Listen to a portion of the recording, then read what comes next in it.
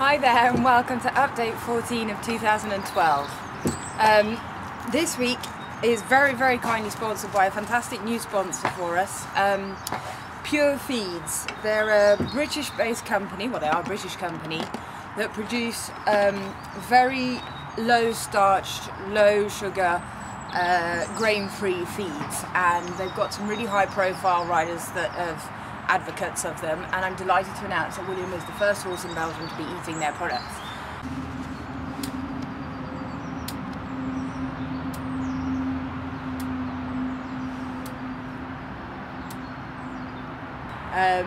We phased him onto the pure working over 4 days from the feed he was on, and he will be built up onto the pure racing mix as his energy needs develop as we continue building up his fitness work.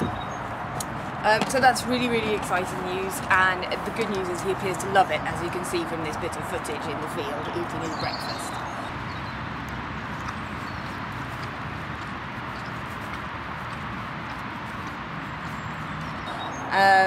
As you can see, they're still supplemented by polos too. Not so much of the low sugar there. We went eventing this weekend to try and put into practice, you know, what we've worked on so far this year. We were at Etten-Leur in Holland, which is, it's not actually very far, it's very easy to get to. A one-day event up there.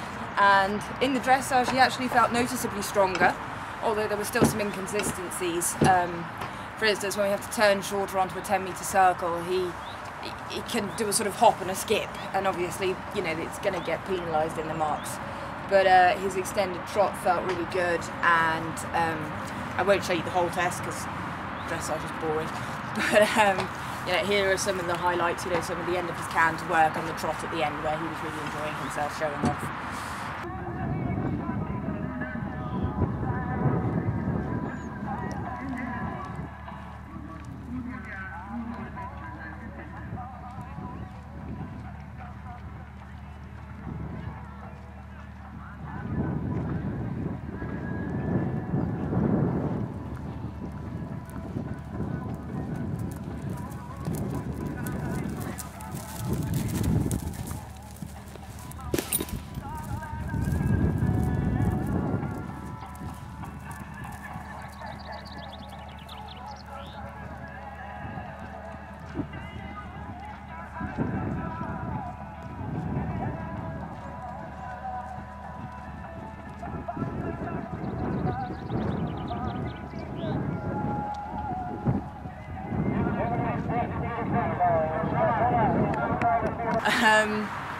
And then I'm delighted to say, despite a rather shorter warm-up than I was hoping for, he did really nice clear round show jumping. He did tap a couple, but it was entirely poles. It wasn't a single filler, so not much to, you know, back them off and get them up into the air.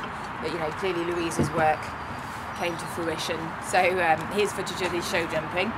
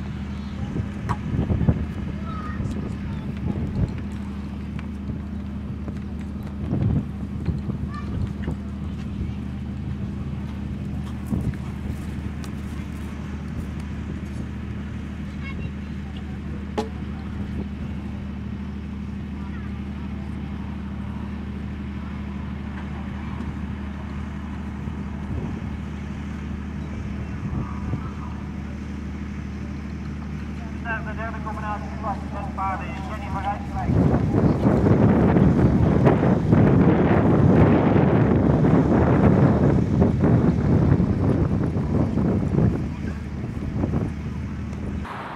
And then we had to have a quick vet inspection, because they do that in Holland. They check the heart rate of the horse, so this is in between the show jumping and the cross country, but you've got 20 minutes to do it all.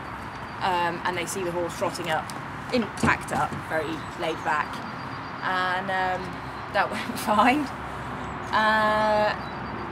Put on his cross-country bridle and the cross-country boots, which are more news about them next week, and you know, set off cross-country, and he just felt amazing. It was an easy cross-country for him, but first event of the season, you know, I mean, he hasn't seen a he hasn't jumped a cross-country round since September, and flew over the first few.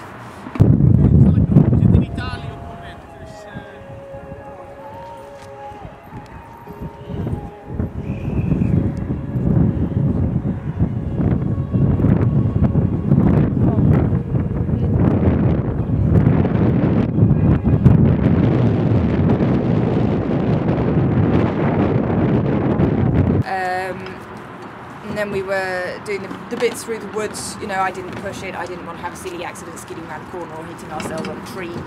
But he was, you know, keeping out on the time markers, which was good. There was a combination 12, 13, 14, which was definitely, I would say, a 2-star level combination. A corner to a skinny on one stride, and then 2 turning strides to another skinny. And he went through there, as the Belgians say, with his fingers in his nose. And the next fence was a straightforward ascending oxer going out of the woods into the open field, where I was looking forward to kicking on a bit and opening him up a bit. And I saw a really, really forward, positive stride. And then 3 strides out, I went, uh-oh, we're not going to make that. So I took a pull, but it was too late, and he had to take off a half stride, and he literally paddled through the middle of the oxer rather than jumping over it. Entirely rider error. He is completely capable of jumping an oxer that height from a slightly deep stride if need be. There was no excuse to go for the long one, and he did try very hard to stay standing up, but he sort of landed on his knees and got lower and lower, and he ended up 2 strides after landing, sort of, I got ejected, and he you know, and I turned around and he was rolling over, so we had a very lucky escape. I you know, looked him over immediately. He stood up immediately, which was, you know, a great relief. Looked him over. I could see a cut behind one knee, but other than that, I couldn't see any obvious scrapes. And there's a little one behind the shoulder, or behind the elbow, I should say. So I walked him back. Obviously, we're at the furthest point of the course. My can body protector obviously saved me from any major injuries. I've just got a large bruise on one thigh, which must have been my point of contact with the ground. And the vets checked him over again. By the time we walked back, and he was getting very excited about the horses overtaking us on the course, he was his heart rate was back down to what it had been before we set off. It was back at 44, and the vet said he was sound, and they looked at his wounds and they said none of them were deep, so we disinfected the ones we could see. Came home, put him in the field for half an hour, because I think, you know, he'd been on the lorry for 2 hours, and I really wanted him to move a little bit before he went to bed. Left him with bandages on overnight. So Tromil, which is a herbal bruising, you know, prevention product, does contain arnica. And next morning turned him out. Well, as you can see, this is him when I turned him out. Trotted away, played a bit, generally looked very good for a horse that had taken a tumble the day before. Come here. Come here.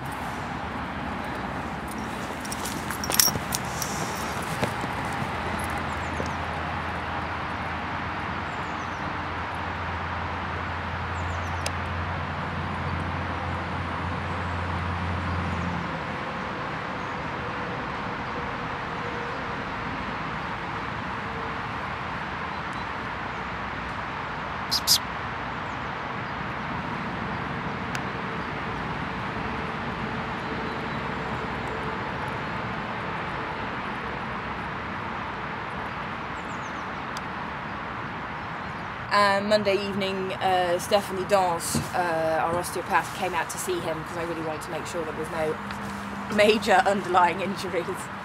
And you know, she agreed with me. He was sore, but I mean, I could sympathise because so was I.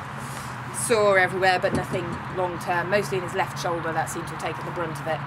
I have found a few more scrapes since then, just where he's basically taken the hair off on his tummy and his chest. But we will live to fight another day. Today's Tuesday. I've been putting him in the field as much as he'll tolerate. He gets quite bored after a while, especially if it's warm.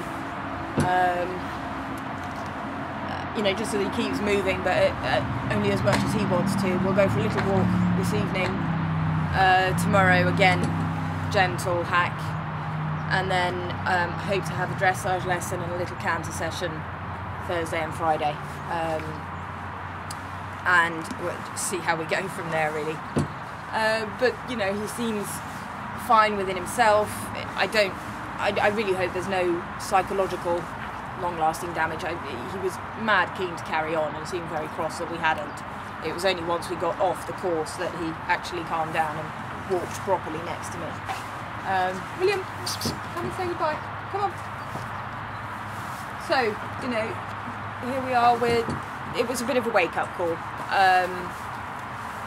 but with any luck, we've learnt our lesson, and better to learn our lesson at that height than at a very large, less forgiving size of obstacle.